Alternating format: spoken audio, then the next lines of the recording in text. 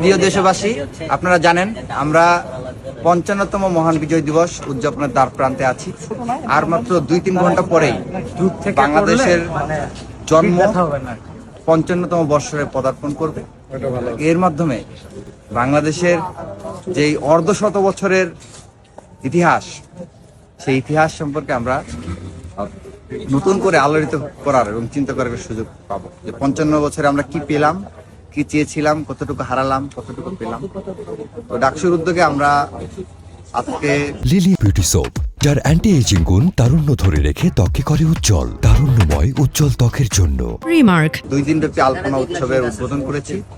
এই চিত্রে আপনারা দেখেছেন যে ডাকসুর জনাব সাদিক ক্যাম্প আলপনা উৎসবের উদ্বোধন করেছেন এবং এই আলপনা উৎসব 2 দিন ব্যাপী উদযাপিত হয়। আমরা ডাকসুর সামনে আমরা আমাদের নিজেদের মতো করে সূচনা করেছি।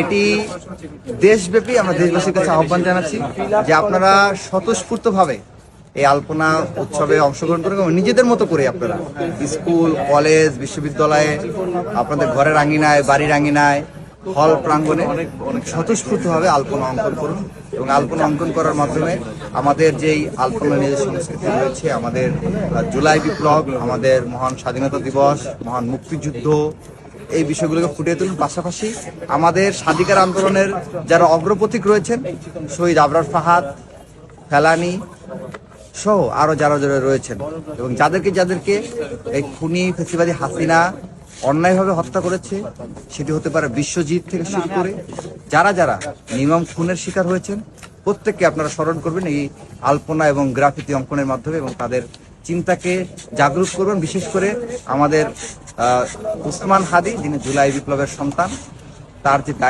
উক্তিটি রয়েছে, বিখ্যাত উক্তি, জান দেব কিন্তু জুলাই দেব না, এইরকম কালোজয়ী বাক্যগুলো আপনারা আপনাদের মতো করে দেশব্যাপী আপনাদের নিজ নিজ আঙিনায় স্বতঃস্ফূর্তভাবে গ্রাফিতি অঙ্কন করবেন এবং দেশব্যাপী স্বতঃস্ফূর্তভাবে আপনাদের সবাইকেই ডাকসুর আলপনা উৎসবকে সফল করে তোলার উদাত্ত আহ্বান। সবাইকে ধন্যবাদ।